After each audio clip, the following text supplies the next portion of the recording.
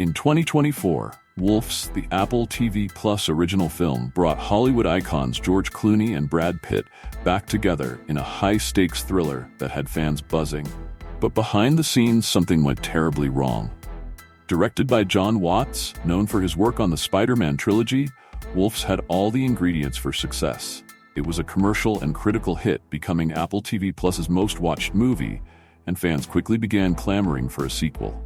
But despite the success, the sequel has hit an unexpected roadblock, and it's all because of a major fallout between Jon Watts and Apple TV Plus. So, what exactly happened? Watts had originally sold Wolf's to Apple with the understanding that it would get a global theatrical release. But instead, just days before the movie dropped, Apple decided to pivot, releasing it on streaming first with a very limited theatrical run. The decision blindsided Watts. He wasn't even told about the change until the news went public. And to make matters worse, Apple announced the sequel before Watts had even agreed to move forward, seemingly to spin their streaming-first strategy in a positive light. In a rare move for Hollywood, Watts chose to speak out about his frustration.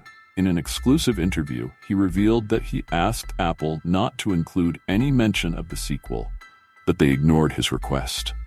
He even returned the money Apple had given him for the sequel.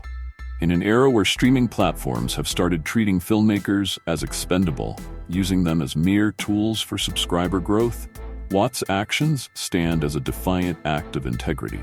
The larger question, though, is what this means for the future of original films and theatrical releases.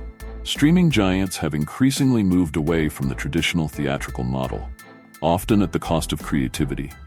BJ Colangelo of /Film calls this the death of originality, and Watts' experience certainly adds weight to that claim. So, what's next for Wolf's? For now, Wolf's 2 is on hold, and the relationship between Jon Watts and Apple appears fractured. But despite the setback, Watts' reputation as a filmmaker who stands up for his craft remains strong. Will Apple regret sidelining one of the most promising directors in Hollywood? Or will this spark a bigger conversation about the future of cinema? One thing's for sure, Wolf's is far from over. Catch Wolf's now on Apple TV Plus, and stay tuned. This story is far from finished.